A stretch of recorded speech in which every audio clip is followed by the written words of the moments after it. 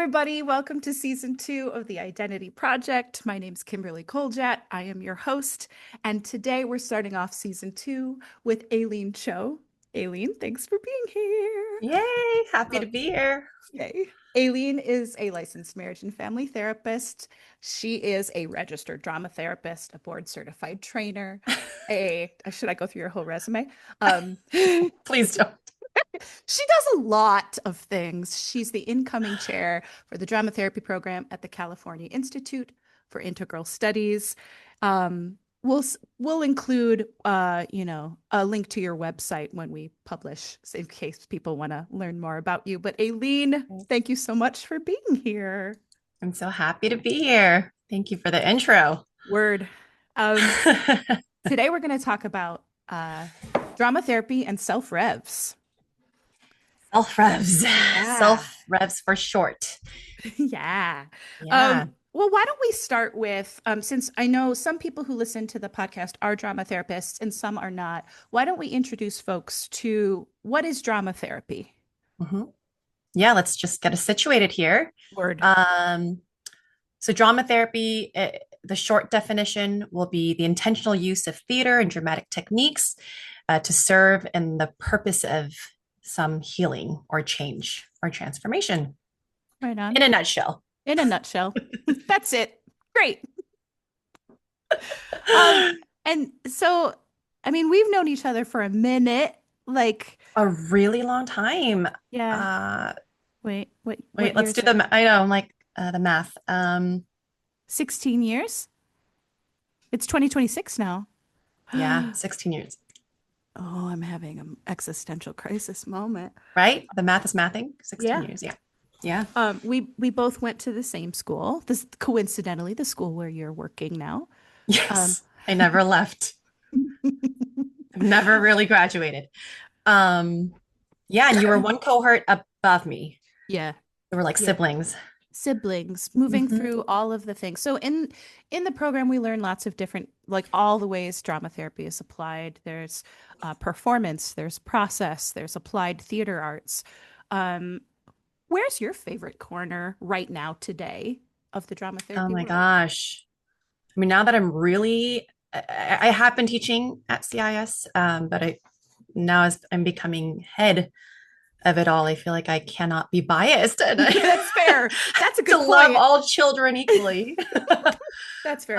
You've done lots of different practices too. I have. Yeah. I was a part of a playback troupe. Kimmy and I are both DBT practitioners. And for all of you who have been listening, I'm sure you've heard her speak about developmental transformations. And that's actually where we got to become closer.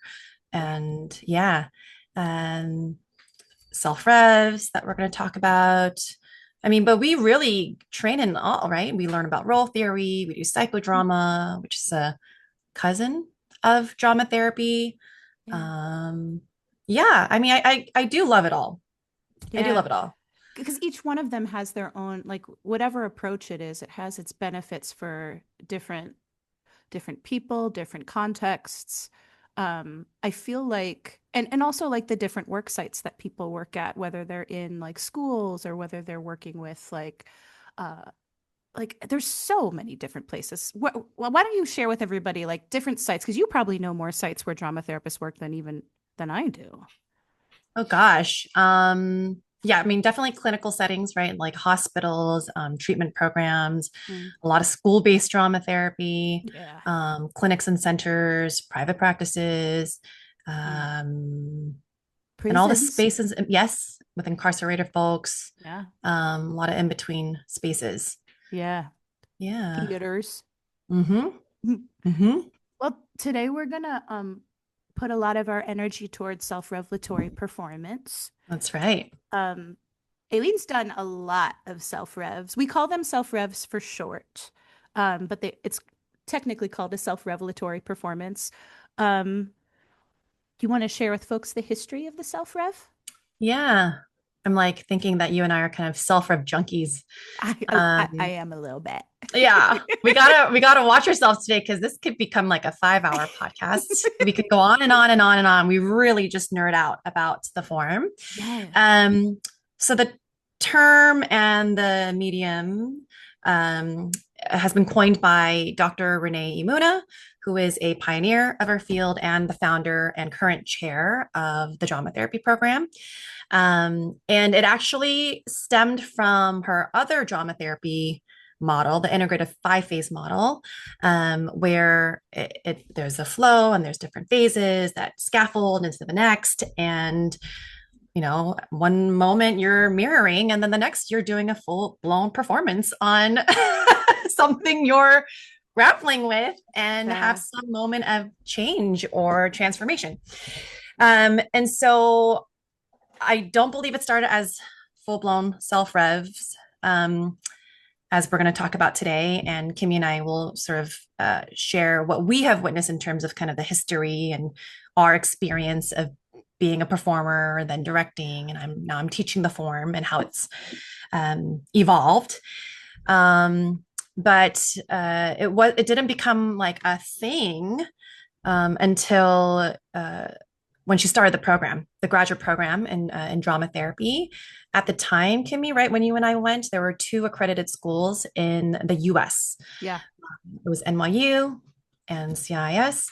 yep. And one of the options to graduate, so your final thesis, graduating thesis capstone project, was to complete a 45-minute to, I think they used to be an hour. Yeah. Self-rev. Some were longer. Yeah. Truth. Yeah. There's different time periods or eras of self-revs, right? In terms of like expectations and standards. Yeah. And whatnot. So yeah, and it's kind of roofed under the house of therapeutic theater. And because they have been solo pieces, they kind of are side by side next to autobiographical theater with some distinct differences. Yeah. Yeah. So in autobiographical theater, I think a lot of people assume that's just like, somebody getting up on stage telling the audience the story of their life, like in scenes. Maybe they play different characters of people in their life, and then show's done. Right. In a self-rev, what's self-rev versus autobiographical? So there are autobiographical elements because the main thing that anyone needs to know about a self-rev is you are performing as a drama therapy client, which is you, like for real. This is not a fictional story. This is you and your life and your personal material. And you're also demonstrating you as a drama therapist doing drama therapy on stage, live in front of an audience, right? So the issue that you're grappling with has to be pretty present. It can't just be, oh, I went through that and now I'm going to show it. And then therefore that is cathartic. That could be, right? True. We are, I think, overall in the umbrella of therapeutic theater, one could say that just by expressing and revealing one's struggles can be therapeutic or cathartic, but self-rev says, no, we're not going to end it there. We actually want to see some kind of an intervention or transformation happen in front of a live audience. So it's quite juicy. Yeah. And hard. And hecka hard. It's so visceral. And I think like the one and anytime I've talked about self-revs, whether it's on social media or on the podcast or with clients even, the one thing that I end up kind of like lingering back on is the concept of aesthetic distance, because I think about that component of performance with self-revs, of course, because they're viscerally wrestling with something that's live, active for them, that they're trying to transform in real time in their life as part of the piece. But also just like now I look for, like when I'm watching pieces of theater or when I'm listening to music or any expression of art, I'm thinking about like under distance, meaning like the actor or the performer is flooded with emotion, or over distance, meaning there's just not a lot of connectivity to the felt sense of what they're expressing. And so like finding that sweet spot of flow in the middle, I'm like, I am fascinated by this whole, if I could focus like years worth of research in in this a lab, in a lab, it would be between aesthetic, state. distance, and flow, because I'm just so, I look for it in concerts, I look for it in theater, I look for I just everywhere. But in self revs, it is a key component, I think, Mm-hmm. to how transformation happens on stage. Mm-hmm. So when we Mm-hmm. say transformation, what's an example of what that might look like in somebody's rev for somebody who's never seen a self rev before? I mean, I think it depends. Hmm. First of all, I want to back up a little bit and Sure. say, I think it makes sense to people, even if you haven't seen one or have been in one, Hmm. because I personally think that healing, the act of healing in and of itself is a creative act. Yes. So it's like, duh, that makes sense to make theater out of something that you want to heal. Yep. And when we say transformation, I think we can use that kind of interchangeably with healing something or changing something, because sometimes people aren't necessarily dealing with a gaping, bleeding wound. Right. I know a lot of the pieces I think recently have been more trauma centered, but I mean, I've seen all sorts of different themes and issues Mhm. being grappled with. So, Yeah. with that, the transformation can be big, a big act that is cathartic or dramatic. But we also do warn the revers that that's not like the healing doesn't stop or end there, right? There Mm-mm. is a reverberation that happens. Healing is also not an event. It's not like Mm-mm. boom, this the show Done. and done, and I'm healed. So I think so when we say transformation, some moment of a shift, even the Yeah. slightest, right, or a Yeah. rehearsal for an alternative narrative, Yeah. a new perspective, insight, Yeah. outsight, Yeah. Because I think connection, for something new. something new, because I think for so many people, whatever it is, they're so accustomed to the narrative that they tell themselves about what is, that just having what else could it be, as Mm-hmm. such a DBT question, what else could it What be? But else? like, and what else? And what else? But like, and also a very, could be very anxious ridden question. But like, just that slight shift to, oh, it could be, it also could be this. And pondering whatever that is Mhm. enough of a shift in a Mhm. in a self-revelatory performance. Yeah. Yeah, and I think why, I mean, we could also probably do this with so many different artistic modalities, Mm-hmm. right? But I think what's neat about being in the theater is it feels very kind of sacred almost, right? This Yeah. act of ritual. And so Mm-hmm. it marks a moment, it's a milestone or a rite of passage. And again, that's not when all the change happens. Right. But for humans, for the history of mankind, womankind, Mm-hmm. um, theater or theatrical rituals have, I think, always had a place in how we've collectively made meaning, right? Yeah. And process. I mean, this is like before therapy existed, right? Yeah. And then you have churches and temples, right? Like it's very theatrical. It echoes like it's all to me, uh, it's all the same. Like, I mean, Different men, renditions or different genres, I renditions. guess. But Yes, they echo each other for sure. There's something yeah, in that that's like, I don't know, it's spiritual. holding, it's spiritual, it's holding a Yeah. space for a moment that is being like marked. Mhm. Um, yeah. So like a lot of the students choose to do a self-revelatory performance as part of their like end of their cumulative, what, I forgot what the title is. Oh, the capstone The capstone. project to, Yeah. yeah, to really kind of wrap things up, but to show and demonstrate their mastery as they're graduating with their masters in drama therapy of what they've learned, Yeah. and apply it to themselves. Yeah. So I guess maybe for the listeners, we also want to delineate that the self revs that Kimmy and I are going to be mostly kind of talking about as references or examples are done in the school, which is Yes. very different, I think, when done with pedestrians or civilians, Hmm. um, because the expectations are higher, Yeah. right? This is like their thesis project, so there has to be, I don't know, psychological depth and nuance, and also showing what they've learned and what they're integrating. Yep. And they're budding clinicians, so we're looking for self-awareness and insight, right? Yeah. Versus if we were to do this with clients, a lot of It's those different. yeah, expectations wouldn't be there.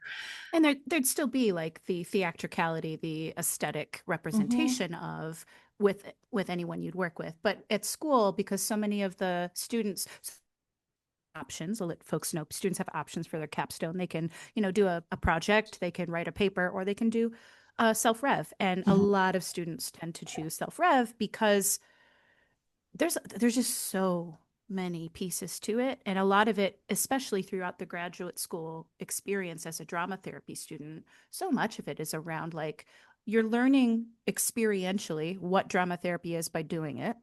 Mm-hmm.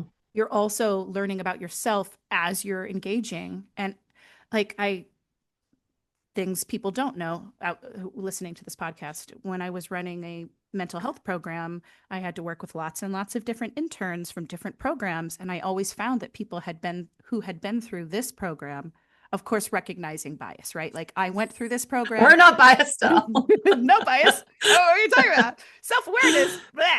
Uh, but like you really do have to kind of put yourself through the ringer while you're doing this. Mhm. I mean, mindfully, but like to really know yourself, because the idea behind that is if the more you know yourself, the less it gets in the way of your work with your clients, with, Mhm. and also just as a clinician, knowing where your strengths Mhm. are, where your challenges are. And so much of that is tied to our own personal histories and Mhm. experiences and culture and all these things. It's a Um, very intense journey. yeah. We demand a lot, not just academically, it's very rigorous, but also emotionally, interpersonally. I mean, we didn't even get into the group dynamics of being in a cohort, going through a process that's very evocative. Yeah. And then you're in your personal psychotherapy. I mean, it's a lot. It's a lot.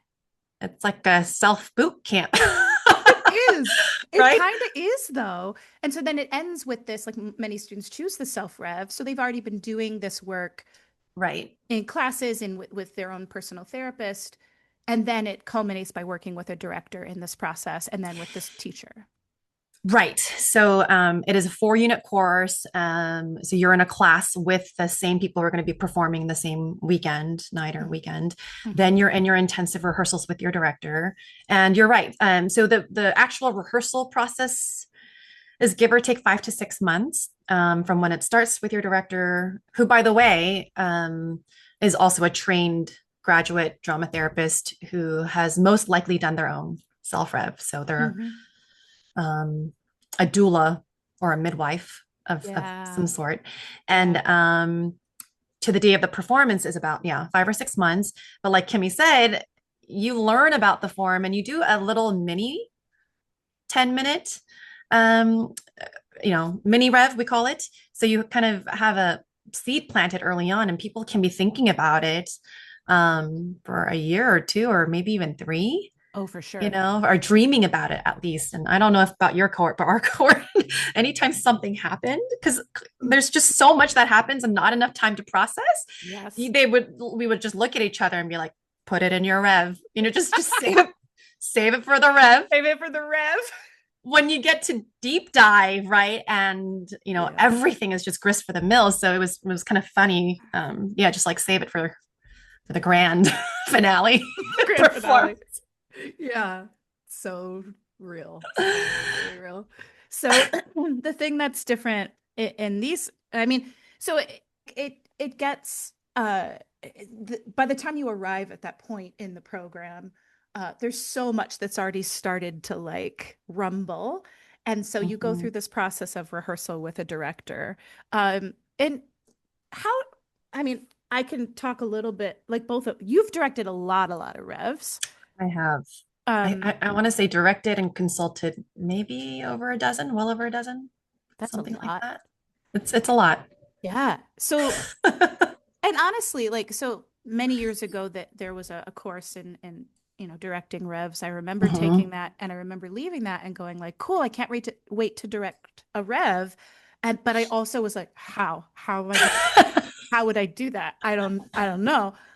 Now it's a very different experience. It used to be that the director and the actor would go off in their own rehearsal space and do it, which is honestly, as a drama therapist who practices in a city where I think I'm the only drama therapist around, um, that would be how I would approach it here. It would just be like, go Mhm. off, work with your person, and be on my way, and probably call you and consult and say, like, Aileen, help. Um, but now in the school environment, there's lots of supports, there's lots of scaffolding, there's lots of uh, the student. Guidance and hand holding. Yeah. Yeah. Yeah. I mean, what's neat about this podcast or this conversation I was excited about is the as Kimmy said in the very start, I've had many hats and have had different drama therapy roles, but my all-time favorite and where I get to use every drama therapy skill I have ever learned is in the role of the self-rev director. But the ironic thing is that there's never really been given much attention to this role. It hasn't really been written about, standardized, studied. And so that's just starting to happen now. And I think that's why it feels different to step in now, because I mean, as a teacher, I think how I teach is informed by how I learn. And Mm-hmm. so that kind of applies to everything I do. How I have directed was informed by, or how I direct is how I am informed. Oh my goodness. How I direct is informed by how I was directed. It's like an Yes. English grammar test. Um, It's and a hard one. so how I'm trying to grow directors is also informed by how I directed. Um, yeah, and it's a really fascinating role because it's not quite all clinical, although we are learning more and more that that really is vital, Yeah. right? The clinical skills. And so we do uh, try to encourage the directors to be seasoned clinician. Mm-hmm. Mm-hmm. And then you have to have the theatrical background because it really encompasses both. You really are a director. Mm-hmm. Um, and it's such I don't know, like a marriage Yeah. of the two. There's like I found there's a space in the rehearsal process of a rev for literally not only every part of the drama therapy self that I am, like the drama therapist that I am, like holding it clinically, holding it like all of that part, especially at the beginning, right? So the beginning of the process, just like any creative process, is play and Mm-hmm. exploration of like where what is this? What are we doing? What are the themes? But as it continued, I found that like, okay, at times I'm therapist, like clinical therapist. At times I am a theater, like I'm really pulling my theater director or theater history Mm-hmm. directing, like knowing what the principles of aesthetics and blocking and Lights and sounds me and yeah, and the tech theater piece and the stage manager piece that's like, okay, we've got to have this and this by this mm-hmm. point, like all of those things. Mm-hmm. And like I had in the whole process of directing had to pull on pretty much every chapter of myself as a theater professional and Mm-hmm. every chapter of myself as a drama therapist and Yeah. also some of my own like just the parallel process of like Yeah. my rever going through it and then me also going through it alongside Mm-hmm. them and it bringing up stuff for me like I think Mm-hmm. as far as like why it's important to have somebody seasoned in that director role because if I didn't have that awareness that could really muck up that rehearsal process. um Yeah, and I think there's been ongoing conversations because it's not like there's uh whatever a certification or a right. license you need to be doing autobiographical theater. I think in the world of theater, it's so free. You can Mhm. do whatever you want, and I don't know what the ethics are. I guess there are no ethics about it, but I know that there's been different panels and conversations about mental health and solo performances when people are grappling and working with their own personal material. Mhm. And what we're trying to do in the world of drama therapy is to do it ethically and then Mhm. effectively, right? Therapeutically effectively. And I think when Kimmy and I are talking about the process and product, it's really both, and Yeah. both feed on each other, right? It's not that when we're so focused, hyper focused on the product that we're just going like, whatever, we don't care about the rever as long as we put on a good show. Right. The theory is that if we take care of the audience and make sure that everything is coming off clearly and they're able to follow, and that the autobiographical material is clear to really illuminate why this is so emotional, impactful, important, then they are riding on this kind of journey with you. And then, therefore, that really keeps the what we call in therapy the container, right? Where one heals firm and not shaky or wobbly. So you are taking care of the performer as we talk about making sure that the product is a, you know, finely tuned. I don't want to say the word good, but like what's what another is the word? But the container is everything. You know, the frame. So I've been reading this. I've read it twice now. This is the second time I've been reading through it. I don't, I'm forgetting the author, need which to is comment on my big water jug in awesome. case people are wondering. Like, what is that? I've been rereading again, Art in the Age of Artifice, and it's a book Ah, about essentially like what is art in the world that we live in, but also throughout time. And just yesterday was rereading the section around the frame. And so, like the frame, like if you think about a photograph, um, you know, how a photographer, what they choose to put within that frame of the shot is everything because it's them, everything in art is storytelling, no matter the medium. And so in a photo, how they choose to frame it and where the focus is and how the light hits is the story of that. And I think that translates to theater and self-rev so directly in that, like, mhm. without the frame being held in such a very specific way, Right. we lose the artistry, we lose of what a self-rev really is. Mhm. Like it's beautiful and it's also uh, full of so much energy. It's got to have a frame and Mhm. it can't like this tiny little uh, like minuscule shot. It's got to be enough information that we've brought the audience along with us to actually invest in whatever's going on Mhm. by the time Mhm. we reach that culminating scene where there's something happening and shifting and transforming. Mhm. Mhm. Yeah, and I think the frame, we can also call it limits or boundaries. What's so interesting is it's pretty high stakes, Yeah. meaning that there is a firm deadline. The performance date does not change Mhm. financially, Mhm. scheduling wise, to pass the class and graduate.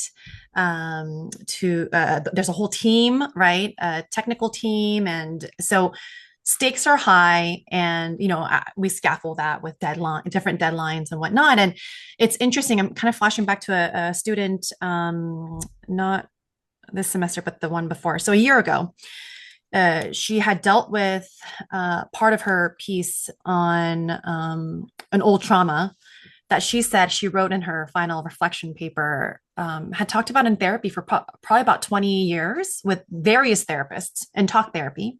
Mhm. And it really, to the core of it, not something that never kind of budged from that. So it's like repetition without transformation. And she was Mhm. very skeptical about what it would really do to Mhm. make a performance out Mhm. of it. And she said something really shifted. And why I want to mention that is that the stakes are high and there is a push, right? There's a pressure to kind of push out this unexplored territory around the healing, right? Mhm. Um, and people do not enjoy it. It is not an enjoyable process. I It's not mean, smooth you, at all. you got a taste of it too, but resistance is putting it lightly. I mean, all the force that's maintaining equilibrium to keep things the way they are because it's so painful to deal with otherwise. Mhm. There is no deadline. There's no final performance. There's no act in therapy. And I do Mhm. I'm a therapist. You and I are psychotherapists, and we're not poo-pooing on the fact that, you know, therapy is not healing, but there's just certain walls we hit, I think, Yes. in one-on-one individual therapy, especially when it comes to like collective traumas, where the healing, it's like it's like ironic, right? Like this massive thing happens to us, and then you go into a room with one person for 50 minutes once a week. Like, Right?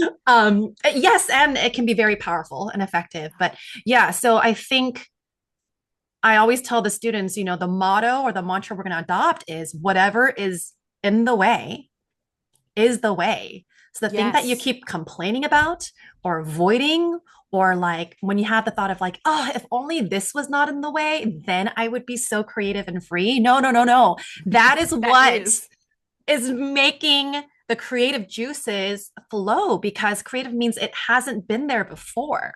So you No. need to push up against whatever that is, that barrier. Yes. Like all the research in creativity talks about there has to be an element of novelty. In DVT, we talk about it as like the non-repeating element, like Mm-hmm.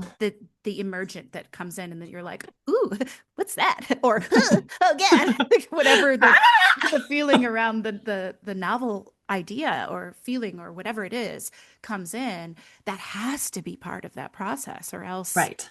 there's no creative juices. It falls flat. There we lose the story. We lose the storytelling. Right. Right. Yeah.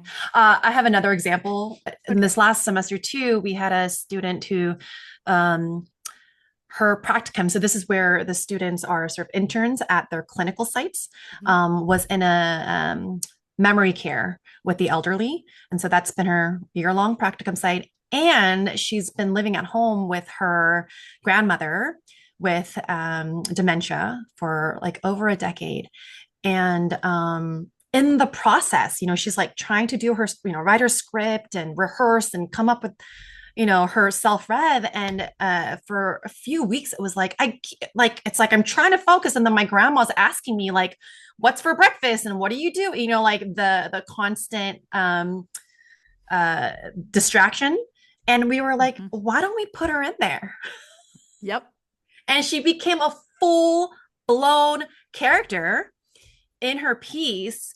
And then it was really neat because great, we embraced it. She's in there more of like for humor and like lightheartedness. Mhm. But then in the pivotal kind of healing moment, we often kind of ask for like who is a therapeutic guide or a higher being, or your wise, enlightened character or self. And she really was like, I really do not have any elders who can play that role. It's just non-existent in my life. And we could have gone like, oh, okay, well then we'll try to do something else. And we're like, wait a minute, why don't we Wow. do drama therapy on this grandma character? Right. Yeah. So she takes drama therapy pills and is like wise for like 2 minutes. Oh, And gives her all the messages that she needs to hear for her healing moment. yeah. Right. So I mean, talk about embracing what's in the way. Yes. And it's so visceral too, along like dementia. There's often those like little windows of like clarity for like at least earlier on in the process. Yeah. And This was way later. yeah, truth. 10 Yeah, years yeah, is a yeah. long time. But like it's like, and also for the actor, they get that like also they're the thing we haven't talked about yet is the like the trajectory of like how do we create a self-rev, That's right. but like it's all self-generated between the director and the Mm-hmm. actor, and so the actor's writing this, and Mm-hmm. so it still comes from the actor themselves, Correct. It's but just it's fed through this character, the projected, yeah, object, yeah. we call it, but it's her words. It's her own innate um, ability to heal because Hmm. she wrote it. Her grandma would never in real life be able to say these words, but oh, so powerful, right? On stage, hearing it come from her. Yeah, and funny with And hilarious. I mean, the actor hilarious. who played the grandma also just Yeah, nailed it so yeah, well. So, yeah. sort of a clear That's example. Hmm. yeah.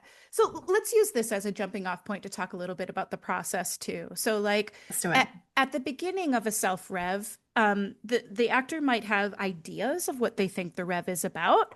Um, so in a school setting, in at CIIS, they have to write a proposal of here's why I'm choosing this modality for my capstone project. Um, and from that, that's kind of the jumping off point Hmm. for the director and the actor. Hmm. Um, beginning phase I talked about a little bit earlier is like a time of play where they're Mhm. exploring the themes, the whatever emerges at the beginning. Yeah, I kind of call it the dreaming stage, right? And I Yeah. say, your budget is $1 million, just go all out. Do not put limitations, right? Yes. Do not edit, do not Uh, just go off. And actually, in that stage, I also encourage the performers to find other entry points to the theme or material. Don't stay in just drama. I mean, most of our students come from different backgrounds of mhm. art, music, whatever it is that they're into, that's embodied, that's creative. I mean, we've seen it all at this point, poetry, spoken word, rap, all sorts of kind of movement and dance. And so, uh, yeah, we just say gather, gather, gather, Yeah. images, music. Oh, the Pinterest boards. Yes, yeah, we should call it that, the Pinterest board phase of self Yeah. revs. Yeah. Um, yeah, so at this stage it really is like no edit because you don't want to edit your creative process before it's even launched because we don't know Mm-hmm, yet what's going to end up. The way it's similar to developmental transformations. I'm always looking for what's repeating mm-hmm, or where's the energy, like where does it abruptly stop? Like maybe we mm-hmm, quickly pivot and I'm curious, why did we quickly pivot? What is it about that made us mm-hmm, pivot? And it's to me it's the same in a self-rev mm-hmm, introductory phase, which is like, mm-hmm, oh, this keeps coming up and this keeps mm-hmm, coming up and I know you said you want it to be about this, but I'm noticing it's kind of about that, but what it's really showing is like there's themes around this that's kind of emerging. Oh, you've got feelings about me even saying that. Like that whole yeah, so I process. always have I call it the dead babies folder. And this is very Yes. common in a lot of creative processes, right? Yeah, Where you're lots of so mediums. attached Yeah. from the inside of something that feels really precious and like, no, this has got to be there. And that is a part of the process. So I say, great, but we're just going to stick them right in the dead babies folder. So Mm-hmm. it doesn't, we're not letting it go. Mm-hmm. And it's kind of amazing how many times we revive some dead babies Oh, and for it makes it sure. back in, but it needed to be in a kind of a holding place Mm-hmm. so that we're not getting too lost. Yeah. But it is an intricate process. And Very I know much. from the inside Mm-hmm. too, of like, no, I must like this has to be in there. Yeah. Right. Oh, I was like that with my own rev years Oh ago. yeah, no. I And then totally with my thought, co-rev, I mean, maybe we should talk about our own experiences a little bit yeah. because we both have been on the inside of it. Uh-huh. And It honestly, is something, I don't yeah, really remember a whole lot about my own. which is diagnostic, right? Like that's Yes. Let's psychoanalyze that, everybody. It's true. But yeah. it's intense. And like I really held on to at that beginning, especially. I want it to be about this. I want it to be about that. And I had to learn to like loosen my grip on it and like Hmm. look at what I was actually holding. I think even throughout the whole rev process, it took me, I mean, I think, well, I think things have transformed obviously since then. It's been a long time, but it took years for me to like digest what was in my rev Mm-hmm. after it was done. Hmm. Um, which is good, but like I think that's also speaks to the medium of what it is. Like Hmm. it cooks. It Hmm. continues to cook. Hmm. Hmm. I Hmm. don't know. What was your experience being inside it? Oh my gosh. Traumatic in the best sense. Yeah. Like, I mean, there's yeah. so many exposure factors to it, right? And so Right. I think even in just the rehearsal process alone, there's desensitization that happens if I'm talking like more trauma-centered language. Hmm. Um, it was intense, it was life-changing, and I probably sound cliche, but it's almost like I have like in my mind like a pre self-rev Aileen and a post self-rev Aileen. I certainly do Um, too. yeah. And then in terms of like the process, I had been working with a DBT practitioner in my own DBT therapy. And then I had sort of, no, I did. I had a non-clinical director. So she was a pure theater director, was a drama therapist, but just didn't practice clinically. Hmm. And so I kind of had to fuse those two authority figures together to make it what it was. I Okay. think missing either of those would have not made it possible for me to create what I did. Um, yeah. And it's Mm, so funny because now when I look back and the students, I I show them my piece as an act of solidarity. mm. Um, and it's so interesting to watch now and then again because we're sharing it in class because I feel so far removed from what those issues were at the time. Mm. Um, and I have some criticisms about, I mean, constructive ones. And Right. I don't know if that speaks to just me being more seasoned or my ego strength. But as an art, both as an artist and from a clinical lens, I'm like, oh gosh, like we really could have done something there. And, Well, and also you've been exposed to so many more rehearsal processes of revs that like now you have different, like your T space around it has expanded. right, Like when you right. were doing it, it was like, okay, well, this is my material and this is how I'm going to express it. This is how I'm going to wrestle with this. And now it's done.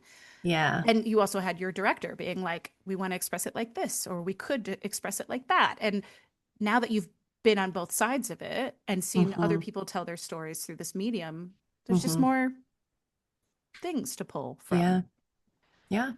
Um, And then 10 years later, I did another, and I oh said, yeah, yeah. never, never.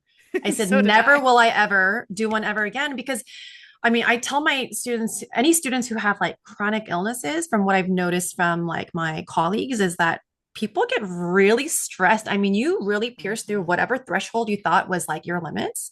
mhm. Um, and people who with chronic illnesses get really sick, people without chronic illnesses, I think get like really sick. There's the Yes. recovery period because it's so intense. Mhm. Um, where was I going with that? Oh, I said that I would never, ever, ever do it again. And about 10 years later, I was like, oh my gosh, I think I really need to. And so Yeah. I partnered up with a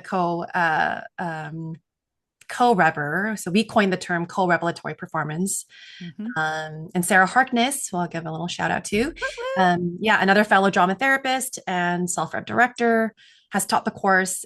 We created a piece over Zoom because it was during the pandemic. We were both mothers quarantined in COVID, if we can all remember back in those days. And Yeah. we were in a year-long process over Zoom, we created over Zoom. And so then there's a point of like, well, is that really theater then and not film because it was filmed?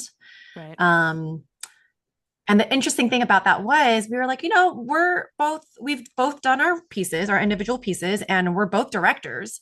So we could Mhm. just direct each other, right? And then about a third way in, so this goes to the point of like how hard it is on the inside and how much Yeah. support you need. Uh, we had to outsource a director for us, Mhm. Mhm. which was a huge learning point on so many levels on this Yeah. role of the director. They're not What? just someone who tells you what to do and like No. witnesses. They really, yeah, Rebecca Siegel, another shout out. Yeah, Woo-woo. she was our container, so to speak. Yeah. What was the biggest challenge in like when you arrived at that point? Like actually what was the moment where you realized, "Oh my gosh, we need somebody else to join us in this?" We probably had some deadlines and a whole calendar. We say whatever you can structure and have um, pillars of stability Mm. is very containing because remember, folks, we're creating something out of thin air. I mean, Yes. this is what art is, but there's just nothing. And so that feeling of kind of falling in midair is how I Mm. like to describe it, is Yes. very unsettling. And, like most other art forms, like let's say like I'm a pianist and I'm preparing to, play something. There's things we can do, right? Like Yeah. practice our scales, show up at the piano and like tinker around. But we came to a point where we just were not meeting any of the deadlines. We couldn't do the homework. Nothing was, we were generating, but it was just like all over the place. Mhm. And what was tricky was there was also interpersonal dynamics that we didn't account Yeah. for, you First know, co-rev. first co-refs that were totally like experimenting with a new form, a new constellation. Mhm. So there were elements of surprise in the process that we did not foresee. And yeah, both of us came to like a head, and we were like, either we get a director, or I don't think this is going to happen. Yeah. I mean, we could also just like we would spend rehearsals just. I mean, we're very close and playful, so we would just vent and play and generate, and then Yep. call it a day because no one was like, Right. we're going to be workshopping now. Yeah. We got to be in script form. Yes. So that kind of leads us to like that after that stage of exploration, we start to clarify. We start to like really hone in that second stage of the rehearsal process. So what's the kind of the goal of that process at that time? You can't have it all and you can't do it all. Uh-huh. Even though amazingly, it will all be there at Mm-hmm. the end in some shape or form or element, even if it is just meaningful to you, it's going to be there. But yeah, you have to kill some babies Yep. and make some decisions. Yeah. Um, and yeah, start to shape, right? Yeah. Really shape. It's Like the what are the shaping. dramatic devices? What's the style? I mean, and then when you think about drama therapy interventions, there's just like a million of them that, Mm-hmm. and so many different ways that this can go. Um, Yep. yeah, that part is really, uh, yeah, you're like in the muck of it. It's like, what Yeah. is this? Oh, I think we know what it is, but then do we know what, like what it Yeah. does this kind of, I mean, similar to kind of like a research paper, right? They say it like you zoom in on something and then you And it veer goes. just a little bit. And then, yes, right, it opens up a whole other thing. And then you have to rein yourself back and then get focused again. And then it's that. Yes. Yeah. I feel like especially, I mean, the whole process, but especially in this stage, it's why every rev is just so unique to who's performing because it's so much about the two people, the director and the performer, where they kind of gravitate towards in their like drama therapy style, but also their Mm-hmm. personalities. Mm-hmm. They're like I was lucky enough to work with someone who has a great sense of humor and like Hilarious. Your performer hilarious. was hilarious. I adore her. And like also I also tend to really like humor a little bit. Humor, yeah. So when we would get to lean into that, I was like, we are gonna go. So let's use every bit of training we know around like how to build to like a thing to like make that pop. But also like the shaping of it is like you get to use your theatricality, your personality, your relationship together. Like everything starts to like, I feel like it starts to percolate, but it's not Mm-hmm. yet exactly how it will be in the final performance. Because if we were to do that, we'd probably have like a 5 hour long self rev. Right, right, right, And it's only right. 45 minutes long. So we've got to find ways to creatively tell that story. And be economical. And Mhm. sometimes I think people misconstrue that as, you're taking away more of my expression. But again, if we're Mm, coming back to the audience, and an audience can only hold so much focus, yes. and you can only hold their attention for so long. I mean, even more so these days. We were Oh, just talking about those yeah. VHS versions of the self rev where they were over an hour long. But Hmm. I do think that back in those days, we could hold our attention Yeah. um, for that. Like, I mean, Shakespeare or like long, long soliloquy kind of forms of theater, we could engage. Yeah. But it's harder and harder. 2026. Well, Attention span. It's like, well, give me like a 1 minute rev. transform. Ooh, well, like how in LA they're now writing like scripts that Yes. this breaks my heart actually.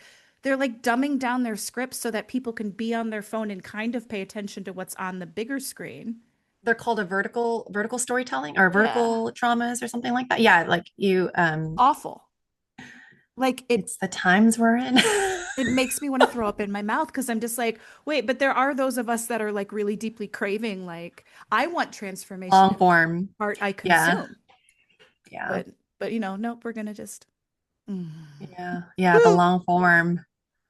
That's a Uh-huh. whole different Oprah. We won't go Yeah. Yeah. down Yeah. that path. Yeah. But okay, so we're in that second stage where we start like really clarifying and honing and shaping. And then what comes next? Well, before that, what comes next is the other thing is Mhm. there the speaking of element of surprise. sometimes people will play with or rehearse with something so much in rehearsal Oh yeah. that by the time we're like trying to get to a final-ish script, they're like, wait, I'm not really feeling anything about that anymore. So Yeah. then we can't quite call it a self-rev because you're over or desensitized. Enough. And that's not useful for the audience, and we always encourage you to have some part of that. So many of these pieces you can tell what the process was like, the meta process, because that gets woven in to the storytelling, which is so yummy, right, for It's us, my like as favorite. I'm like, give it to me, all of it. That's what our was just meta city. so much meta. I mean, your piece, her piece was called a bold second draft because it was literally right, like just like Yep. ripping through and getting rid of drafts, and then that whole process. Yeah. So there's also that where the clinical hat is still, on you halfway, like, right, Yep. because even though maybe that's not bringing a lot of emotionality, that's not, palpable enough, there's still something tied to it, or a Yeah. different. So there's a constant pivoting that needs to happen. Hmm.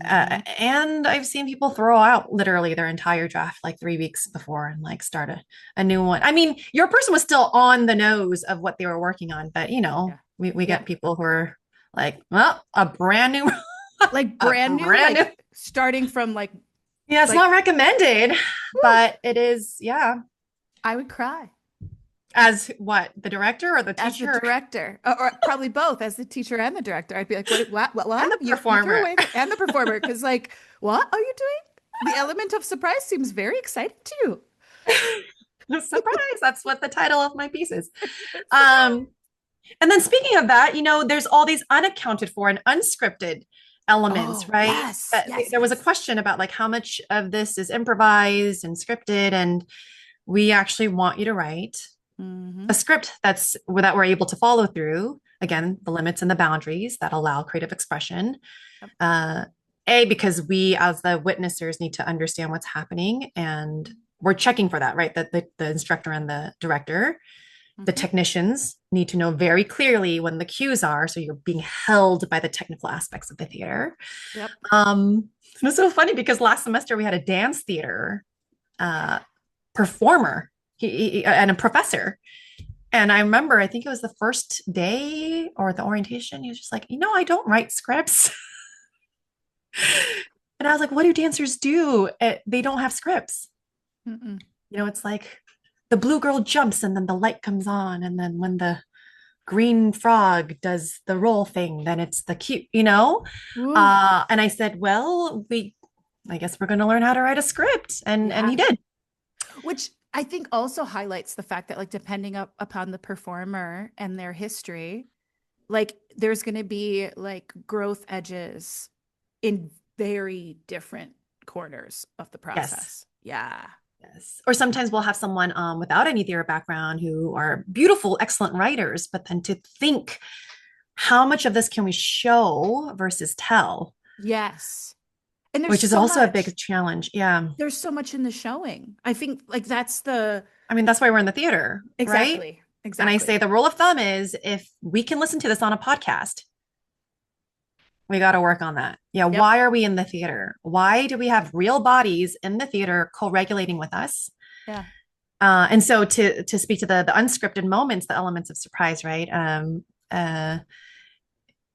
The level of presence when the performers have rehearsed enough, are off book, and really have mastered the piece, know it inside and out in terms of the structure and the lines and the cues. The Mm. beautiful magical thing that happens is the interaction with the audience, the live audience. Yeah. Uh, which brings up the whole the concept of an audience at a rev is very different than like a Yes, traditional theater that's right. audience. That's right. Um, So we should mention how we yeah. prime them. Yeah. How do you prep an audience for a rev?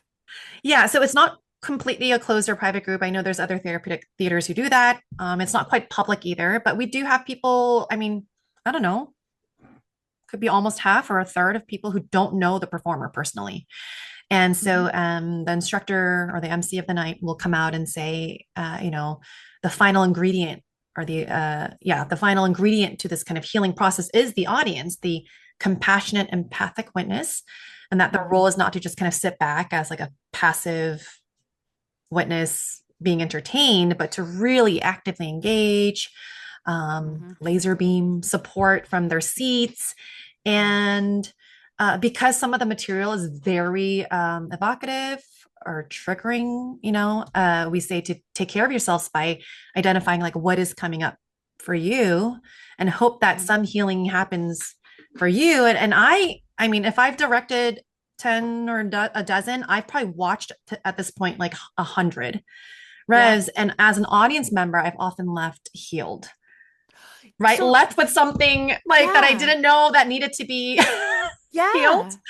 Because I Yeah. think that's what like theater does it, overall, and then self revs really drive the point home. It's like in the specificity of that actor's storytelling and transformation on stage, you as audience member are taken on that ride with them and immediately have associations in your own lived experience and felt Mhm. sense of like, oh gosh, I feel like this rhymes with my own experience of that, or I never saw that from that perspective. And now I know I can approach whatever this is differently. Like there Mhm. is some sort of like in psychodrama, they talk a lot about like different players having like it's not tele, but like having some sort of shared experience of Mhm. witness and active participant. But I think that's true of revs as well, where the Mhm. audience is, it's not like they're sitting there going, yeah, although in some cases, yeah, the actor on stage might evoke something from the audience. I mean, in my rev, I had a piece which is like a piece of my rev was supposed to be the house lights came up and I was meant to address the house as a specific community I had been a Mhm. part of. Mhm. And I that was supposed to be a transformational moment. And I did not do it. I said, you know what? I will share this with you. I'm not ready to hear back what you want to say to me. You can pull the house lights down again, which was feedback. They were like, you did what? Now, I just couldn't take it in, right? I couldn't stand there. And that would have been transformational. Now, over a decade later, this is like how revs really impact you as a performer. Right, right, right, right. Over a decade later, I turn in my unedited DVT paper to graduate from the DVT Institute. I'm sitting in a chair similar to a chair in the same spot of a theater of the On year a player, stage. It happened to be on a stage, yeah. It just not like it isn't always, but it isn't for your always. graduation, it Mine it was. was. And it was very similar to the space where I did my rev, where I was standing or sitting, I can't remember, Yeah, sitting. Yeah.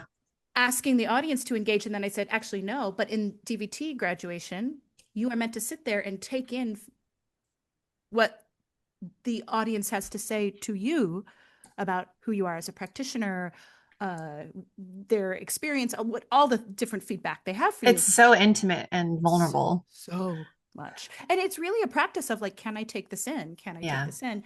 And like over a decade later, I finally got that moment from my rev that I didn't have the capacity for, Wow. which I was like, oh, these revs are something. The final act Yeah. 10 years later. 10 Yeah. years later. Yeah. Legit. Wild. Yeah. That is So wild. Mm. I don't remember why. Oh, the audience. Being an active participant in that, like the feedback I got from my own rev when I was like, no, thank you. No, thanks. I can't. Bye bye. Uh, Someone who used to run the DVT Institute, Randy, in California, came up to me afterwards and said, "Hey, there were so many things I wanted to be able to tell you Yeah. that I didn't get to. And here's what Hmm. I would have Hmm. said." And I carried that. I was like, "Oh my gosh." That was actually an intervention unto itself of like, Hmm. Oh, oh, right. There is the other person as a part of this oh, equation. oh God. That is why that's important. And so like, yeah, I think how the audience doesn't realize how active of of a witness they truly are. Hmm. Hmm. But it's transformational for the actor and for audience. That was a long monologue, It but really is. No, no. And I mean, to what the other thing I want to add, I guess, if we want to get scientific, is that your mirror neurons are firing oh as the yeah. performer is going. As in any story we watch or read about, we identify with the protagonist, Mm-hmm. except they're doing this brave, courageous act of healing oneself on stage. And so even though you're not the one up there and you don't know the person and the specifics of their story has nothing to do with yours, except that's what makes it really universal, Mm-hmm. it does stir up things in you, Yes. Yeah. right? The more specific it So, is, the more universal it is. Yeah. so then we also remind the actors, this isn't just for you. This is larger than you. You're Yeah. doing it for us, Mm-hmm. right? That's what Mm-hmm. changes. I think in theater, of all the art mediums, theater is the one that really grabs that. I mean, music can in its live performance as well. Um, it's similar. It's like a cousin, but it's not exactly the same as what theater can do, which is Mm-hmm. pretty Mm-hmm. cool. Mm-hmm. That's my scientific. It's pretty cool. Conclusion. Very cool. Very cool. That's my research paper. Oh It's gosh. it's wild, and I wish. No, maybe I take that back. Maybe I don't wish. I'm like, do I wish that this was mainstream? I mean, in a lot of ways, it is a gift, and I do hear a lot of people say that because one common reason why students do choose this is they say this looks very scary, Oh, for sure. like terrifying to do, Yeah. and I want to do it, and I don't think I would Yeah. if the stakes weren't this high. So let me put myself through this. Yeah. Um, so I don't know. I mean, we've talked about adapting, of course, and there. I mean, I want to make sure that we're not like claiming this as our thing only. I mean, there's so many different adaptations of therapeutic theater and Yep. big, small, Hmm. various sites and settings. But I feel like it's, gosh, so needed. Oh my gosh, yeah. Well, it also we didn't I didn't bring this up when I was like, "Hey, you want to talk about revs on my podcast?" But it's like in my brain right now.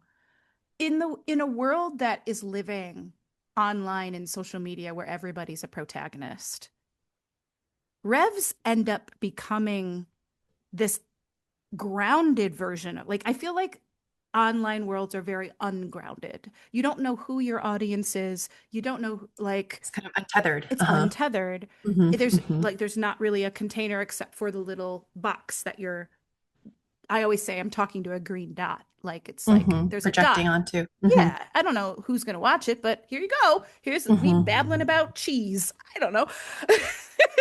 But like, revs actually become the grounded storytelling that I think a lot of people are seeking through what social media could have been had it taken a different path. Mm-hmm. But instead, they're like held by a community in real space, in real time, being like following a trajectory that's going through very Hmm. specific stages. And there is a optimistic, hopeful, I want you to grow from this. How can I help you? Hmm. Hmm. Which we're Hmm. kind of missing in other spaces. I mean, this is where we did come from. I feel like in the world and times we're living in, Mm, self revs are super inconvenient. legit. Like the amount Legit. of energy, effort that everyone, not just the performer, but everyone involved has to make in order to get to this theater physically and make this thing happen. I mean, Hmm. ever since COVID, it's a Oh, different time, right? yeah. Super inconvenient and expensive. And I want to stay home and scroll my very convenient way of connecting Right. and transforming, you know? Mm, And I say that yeah. because it's so much easier because it's right here. Right. But that is the whole point of ritual acts. It takes so much prep work and Yes. Yes. So like in a whole process. yeah. And I Mhm. think like even getting people like during Tech Week, I remember hearing like conversations of people who are like, "Oh, sorry, I'm late. I was on my couch." And I'm like, I don't remember having conversations like this about Tech Week prior to 2020, but now people are like, "Oh shit, I gotta be at the theater because I've been just like dissociating on my phone." And I'm like, "Wait, And so much of our work is here, yeah, and here, and yeah. yeah, crazy." I feel like, yeah, Like what a thought to gather in a space in a together space. and perform something and take that in and Yeah. express and cry and laugh together Yeah. and then leave and go home It'd be changed. and be changed and yeah, and have these pieces. I mean, so many of the pieces in this recent semester are still kind of like simmering Yes. inside of me, simmering and swirling and Yeah. um The one student, the poor, I won't name their names, but the one student, that poor student, I messaged them, I think twice. I saw them and then messaged them. I was like, I'm still sitting with your piece. Like, they were like, thank you so much. I'm like, no, you don't understand. understand. I am sitting with your piece. It is moving something in me. I am changed. Thank you. Like, it's empowering. So Um, many people say thank you, the audience, yeah. when they come up to the performers, because it is a gift, and you can see the labor, the blood, Yes. sweat, and tears that have been put in to get to that final moment. It is Yeah. an act of service, I think. Totally. Totally. We should Well, charge people. amen. Okay, so we going back to that structure. So we really are creating something out of nothing. We're gathering, we're clarifying, we're honing, we're shaping, and then there's scripts, actual scripts, Yeah. and then we perform. Hmm. Um, what is the, I guess my question is, why would anyone want to do this? You know, I mean, yeah. this hella Um, inconvenient, emotional, traumatic, expensive, expensive. traumatic, painful. Uh-huh. I mean, and the funny thing is, well, it's not funny when you're in it, but it's like when you embark on the journey, you write your proposal and you start, magically shit starts to get stirred up in people's lives and the very thing starts to happen. And Hmm. everyone's like, what is going on? And that's sort of like the laws of what? I don't even know what the theory is. The I laws don't of know. some attraction universe theory, Oh yeah, like it yeah, just, Murphy's law, I don't know, one of those things. yeah. Yeah, and they're like, wait, why is this happening now? I'm trying to work on it. I'm like, that's exactly why it's happening, because you said you wanted to work on it.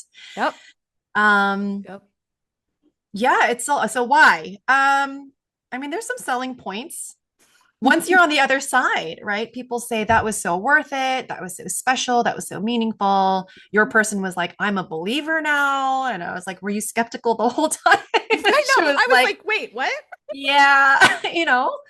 And that's why it's also important, I think, to have a director who's gone through the process, because that's where you're kind of like an older sibling, Hmm. who's gone through it and goes like, listen, like I get it, Yeah. connecting with you on how hard it is, and like there is this other side, and we're starting to implement TAs who are sort of like the another older sibling kind of role, who have just gone through the process. Because yeah, to birth something, I often use the metaphor of it being a birthing process. Hmm. You can't do it alone in a No, closet. nope.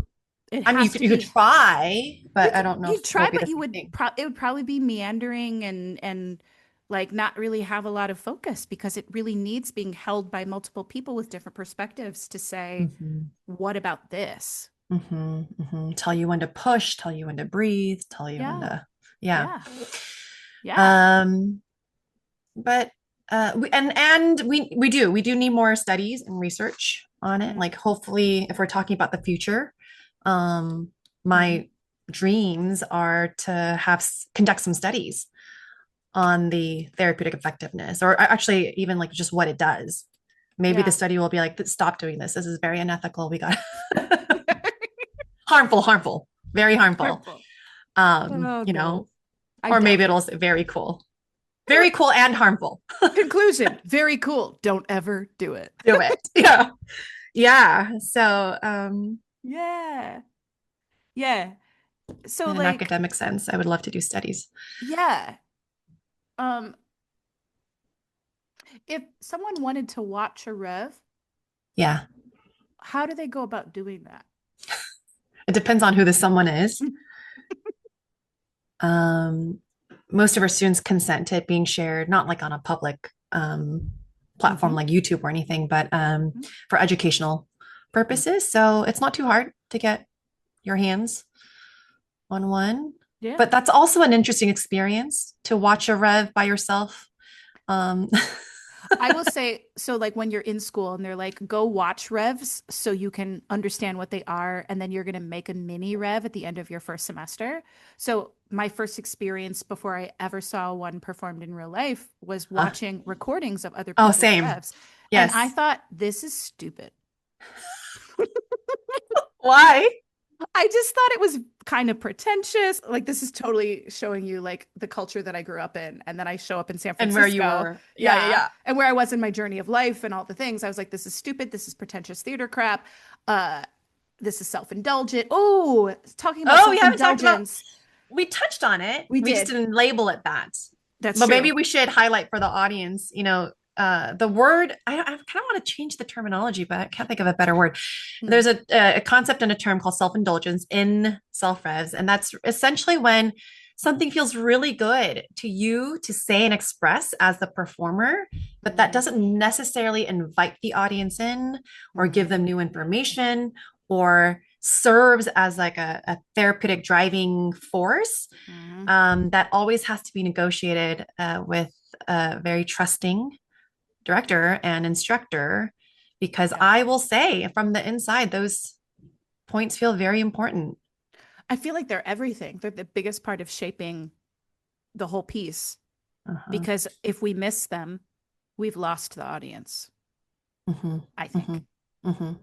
I've witnessed those revs where I'm like, ooh, why are we still here? Why are we back on this again? Nothing's Why was that 5 minutes long when it could have been like a a statement. moment? Yeah. But I also want to say there's self-indulgence and that self-indulgence via expression, and then there's self-indulgence via avoidance. So Mm. unwilling to show and share Hmm. the things Hmm. that kind of need to be there for both yourself and the audience. Yeah, because we need Um, context, right, right? right. Um, yeah, I mean, we could have talked about, yeah, we could do a whole other segment on trauma and self-revs, but yeah, I'm trying to keep it more broad here. more broad. Mhm. Yeah. I So, don't know. Is there anything else in terms of future for you? I mean, You want to do another one? I do. Yeah, so future of self revs in my life, which is hilarious because when I finished my self rev, I also said, absolutely not. Never again. That sucked. And I never even want to watch it. I did it. Great. Bye. Check. But Yeah, I also didn't like, so my preferred approach in drama therapy is developmental transformations. And I didn't do DBT as part of my rehearsal process. that's right. It was very psychodramatic and five phase style, which are great approaches. But for my creative process, DVT just kind of aligns more with who I am as a human and practitioner.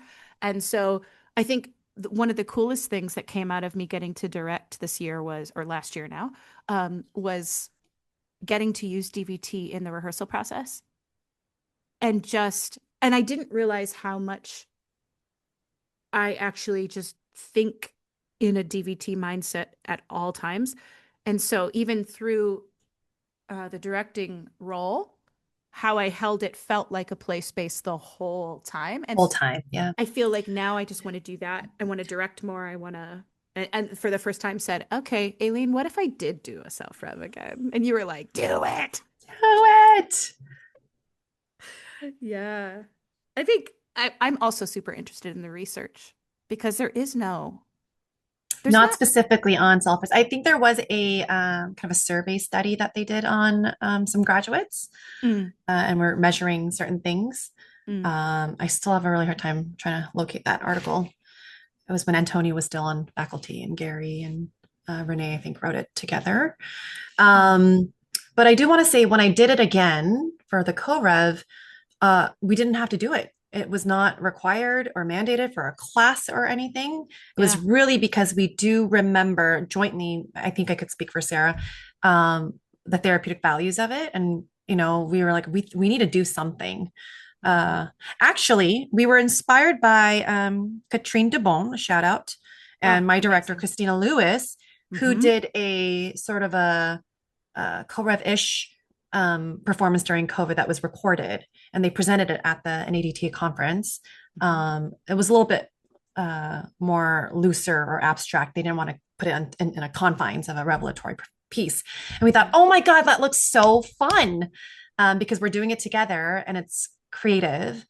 And Sarah and I must say that was one of the lifelines that kept us sane, because not only were we quarantined with our kiddos, we were doing Zoom therapy day in, day out.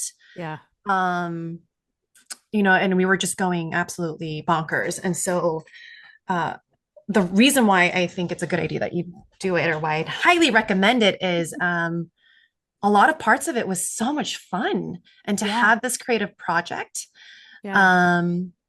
to be working on, to show up to, and to be dreaming about it and making art, that really was so, so helpful for us.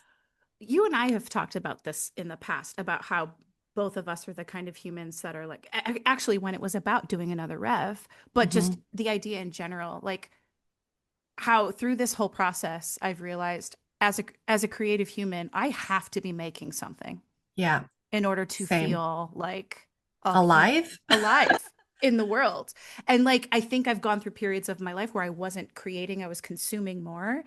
And just hadn't realized I had not made the connection that the consumption of everything was making me so much more like just depressed as a human, but also just not alive. The vibrancy of who I am is like threaded in my cells in the act of creation. I think it's why I'm obsessed with creativity and imagination, and why this process specifically, because you have something out of nothing. And to me, there's nothing more human and alive, right? The expression piece, because the consuming is, I mean, I do it too, but you just get so filled up, and then it has nowhere to go. Yeah. Other than that was cool. Right. That was cool. And I want to share, like, I will like piggyback on stuff, but it's not my own. And it has to, I think that's also why. From your source. From my source. Yeah.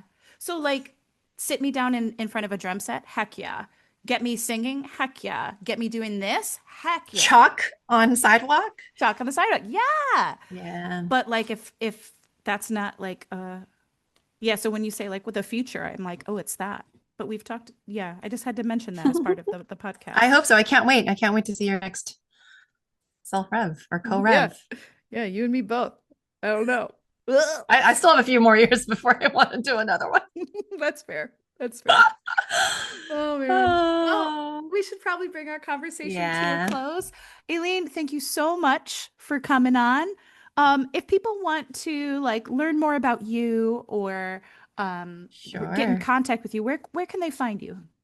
I guess my personal website or the CIS website. Okay.